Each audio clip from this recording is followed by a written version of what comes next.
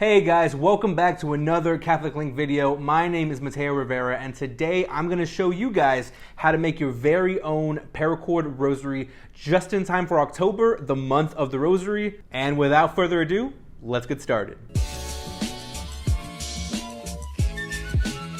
Now, this is going to be the first of 3 videos coming out in the next couple of weeks, all about the Rosary. First, I'm going to show you guys how to make your very own rosary. Then I'm going to show you guys how to pray the rosary and all the mysteries that go into it. And then we're going to cover the history of the rosary, how it came to be, how it is biblical and not pagan or satanic or anything like that. But first, I want to talk about the benefits of making your own rosary because there are a few. Making your own rosary can be a form of prayer in and of itself. If you're making it for yourself or you're making a rosary for someone else, maybe a dear friend or a family member, then you can pray for them while you make them their very own rosary. And I can say I've been making rosaries for only a couple of weeks now, and a lot of my family members will be getting rosaries for Christmas because I have a lot of fun doing this, and I just feel like, it's cool to make like your own instrument of prayer. And the rosary is said to be the most powerful weapon of prayer in spiritual warfare against the devil and all of the demons. And that is pretty cool to me. And so let's get started. And I will say, being a person that watches a lot of YouTube tutorials for arts and crafts, whether it be crochet or making rosaries and things like that, I really appreciate when a person can tell me exactly what I need to buy and to purchase. And so I'm glad that I can be that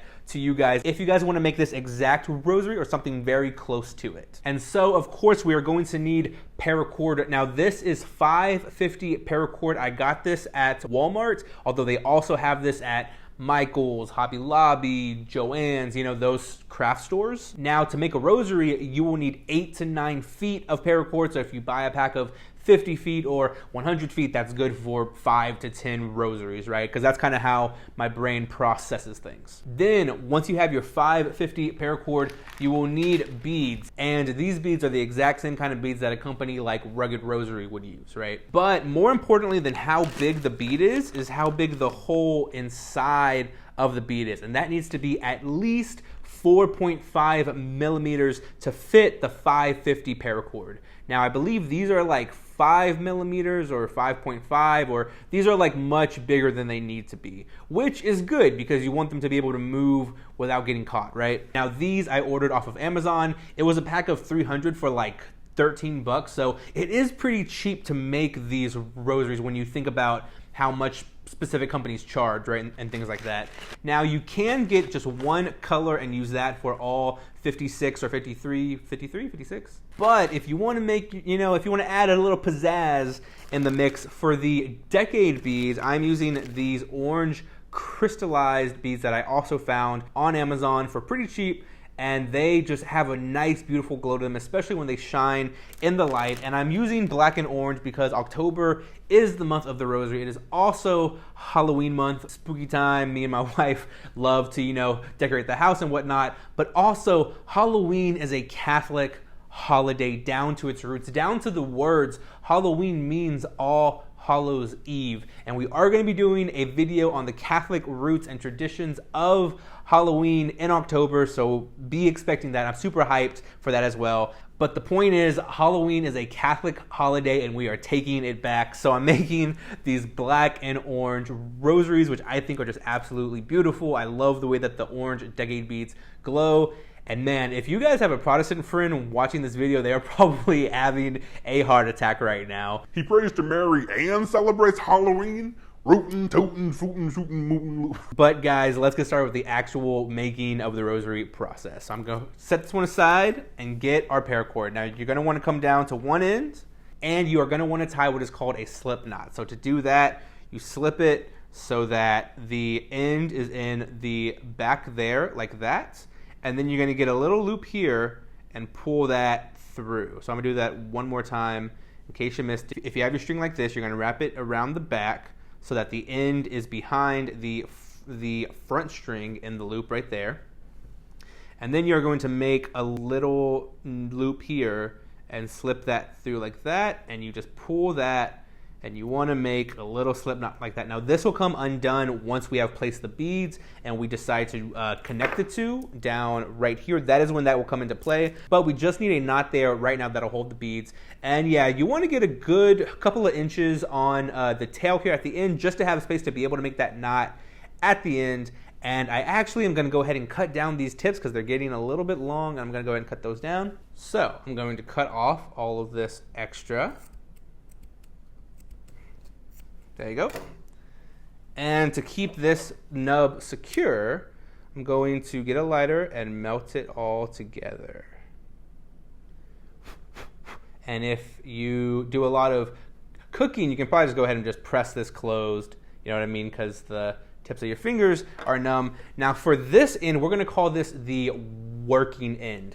And for this end, I want it to be at a little bit of a point so that it's a little bit easier to slide on the beads. So I'm going to cut this in a way where it's a little bit diagonal. You see that? And out of this, we will forge a little point. There we go. There we go. Booyah. So you guys see how there's like a little point at the end there? Let me see if this camera will get it a little bit better. There's a little point there. Just kind of want to spike that so that way when you just put on the beads one after the other, boom, boom, boom, you're good to go. Now, this is a very easy process. You basically just tie one knot over and over and over again. So I'm going to teach that to you guys. But first, we have to slide on 10 beads, our first decade. So let me slide this through. So, starting with our Hail Mary beads, the black beads, we're going to get 10. And you can put these in a bowl and set them aside beforehand so you know how many you'll need. 1, 2, 3, 4, 5. I'm going to slide those all the way down. That's the first 5 beads, and then put on 5 more. And that's how I split it up, just because I think that it's a lot easier to count to 5 than 10, just kind of by like glancing at it. So just to make sure that I have the proper number. I have yet to include the wrong number of beads, so I'm pretty proud about that. That's another 5 right there. Slide those on. All right, boom. So now we have 10 Hail Mary beads right there being held on by our slip knot at one end and open at the other end, and so we need to close off this end here. How we're going to do that is called a barrel knot.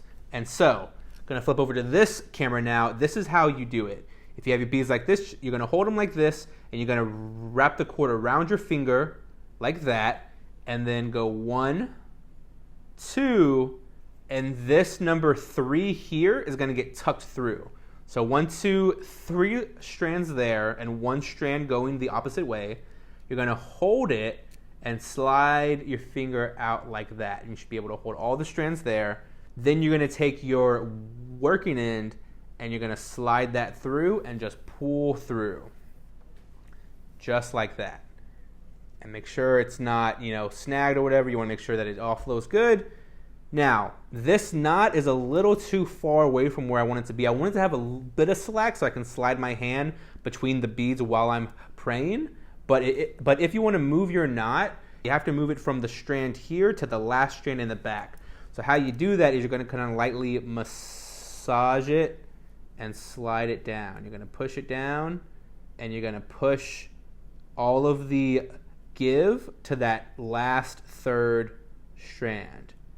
And you're going to kind of do that until there's no more give to be given. And as far as how much space after the last bead you want to leave, the best advice I've heard is about the space of half a bead. So you want there to be a bit of give. You don't want it to be too tight because you want to be able to slide your finger, your thumb, between the beads when you're praying like that, right?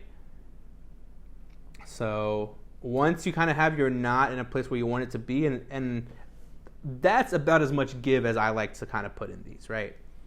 And this knot is not as important because we're going to tie it back here as well in the future. But once that's good, that's in a good place, I'm going to tighten that knot. I'm going to massage it a little bit more, kind of press out all of the give that it may have, and then tighten it again, and you should be left with that. Hopefully I'm holding this in the right area, that camera can see that, but you should be left with that. Okay, next step is we are going to slide on 1 decade bead. So I'm just going to slip that onto the working end all the way down. Okay, now I'm going to tie another barrel knot to hold this in place. And on this one, I don't want to have any give whatsoever. So here, there's a bit of give, right, between the beads. Here, I want it to be as tight and snug in there as possible. So I'm going to tie another barrel knot. 1, 2, 3. Slip out my finger.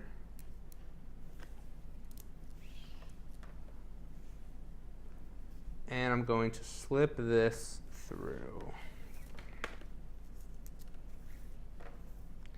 And I want that to be as tight as possible, so I'm going to work this down all the way to the bottom, like that. Get it in a really good snug place, and then pull. Yeah. There we go. There we go, like that. So now you see how that decade bead is super snug in there. There's no give whatsoever. It is just tight and wrapped in there. This is slipping because this knot is not permanent, but if you pull that back, and that is your first decade and Hail Mary beads right there, and now you just repeat that process until you have 5 decades. And so I'm going to do a little bit of a montage here. I'm going to put on some relaxing music, and I'm going to knock out the rest of this rosary. And then I will catch up with you guys at the end when it is time to connect the 2 points right here. And I will say, when you do your very last decade, you do not put on another decade bead. You just tie the knot. And so, yeah, I'm going to do that real quick, and then I'll meet up with you guys at this point over here.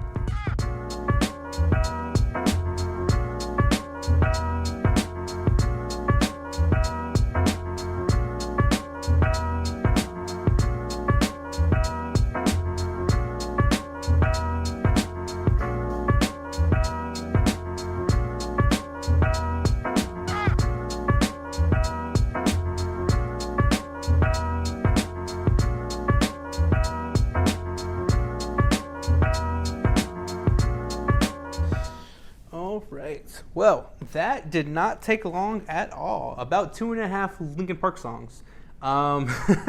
Okay, and so now what you want to do is you want to take out this slip knot, and you want to go ahead and tie this off as well, and you want to give it about as much give as the rest of them, and you want to make sure that if you hold it from the 3rd decade that they match up pretty evenly, right? You know what I mean? Because you don't want your rosary to be like this, right? You know what I mean? You want it to have pretty much the same amount of give all around. And this one looks pretty good.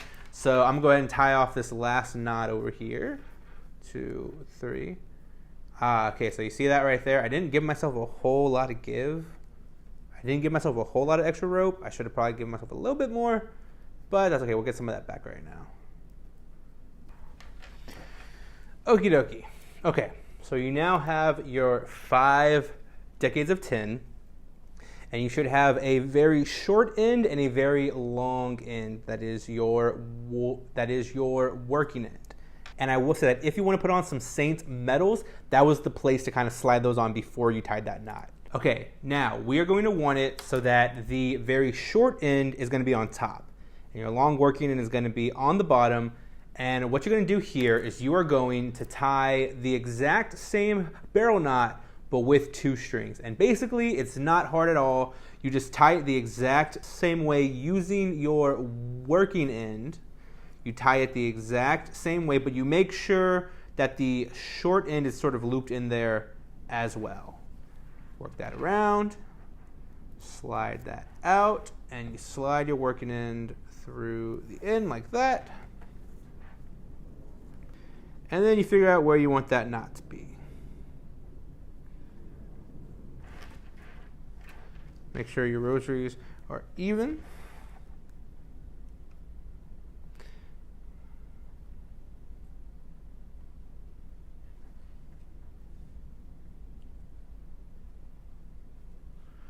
And then you tie it basically the exact same way.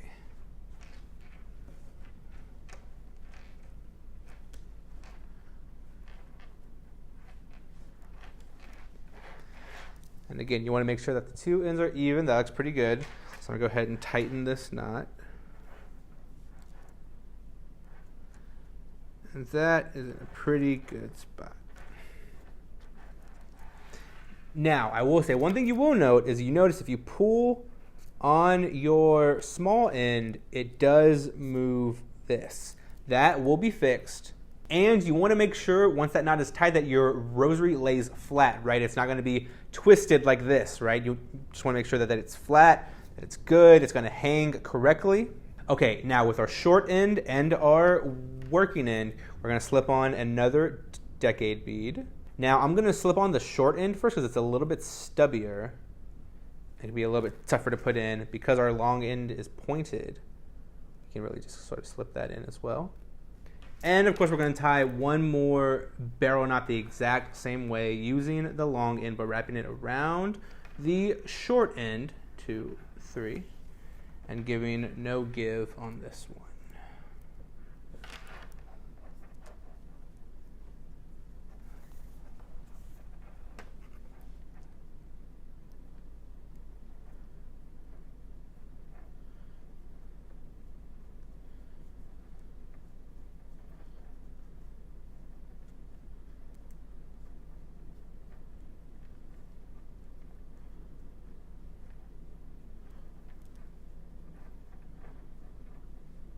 All right, and there we go. And now it is time to cut off this small end here.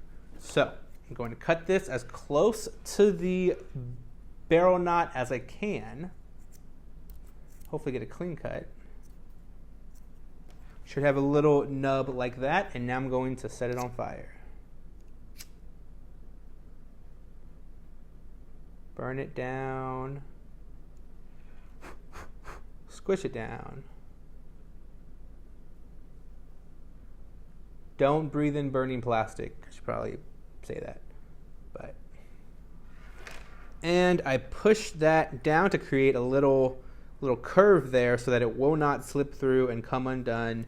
You can even kind of melt the surrounding nylon just to make sure that is like cemented in there, not going anywhere. Booyah. Now we slip on 3 Hail Mary beads.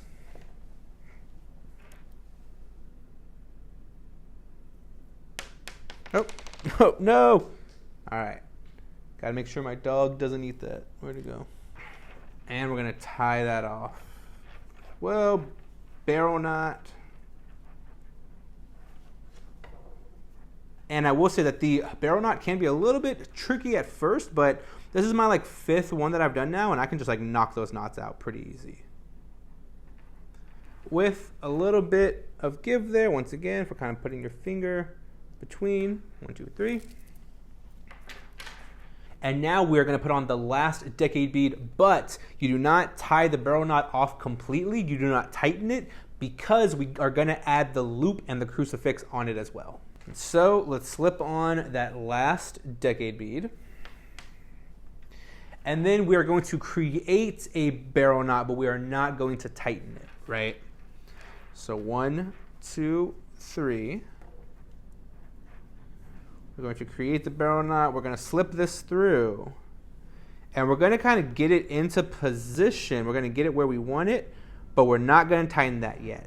What we're going to do is we're going to take our crucifix. Now, the crucifix, you can get these on Amazon. You can get them on Etsy, stores like that. We have a couple of Catholic bookstores around kind of the part in town where I am, and so they actually do sell these crucifixes, and I got this one from one of those bookstores. Now this is a 3-inch crucifix, which does go pretty well with the 12mm Paracord rosaries because they are a little bit bigger, right? It would be a bit strange to have a really big, long rosary with a very small crucifix at the end. But I think a 2.5-inch one could work as well. But we're going to slip this through here, right? Put it on the ring, and you actually want to make sure that it's going to be facing the right way once you put that through. So that should be correct. We can kind of look at it. All right. Slip that through. And now we're going to put this through here and create the loop. Okay, so see how the crucifix would actually be backwards. I'm gonna slip that out, flip it around. And as far as like what is like the backwards and whatnot, it's just kind of where you want to hide those burn points when you cut off the tail. Okay, so that should be bright. And so now you get something like this. You want to make sure that loop is about as big as you want it, and then you want to massage the knot like you have done for all the other decades. And you just got to kind of finesse this, right? You got to finagle this where you want it to be. So that looks pretty good to me. It's a pretty good size loop right there. And the knot is right next to that. So that's what we're looking at. I like it. I'm going to go ahead and tighten it off. And then you can pull this string back to kind of get, you know what I mean? Like if you pull this and you kind of make your loop a little bit too big, you can kind of pull this back and resize it like so, like that. Make sure that's good and tight, and I believe we are good. I believe that this is our completed rosary. Well, almost completed. Of course, we got to cut off this nub here and burn down the little edge. So, cut it. Oh, that was my cleanest cut of the day. All right. Get your little area situated and bring in the flame.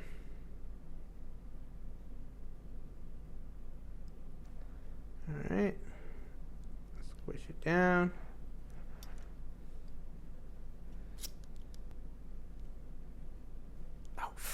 Ah, that hurt.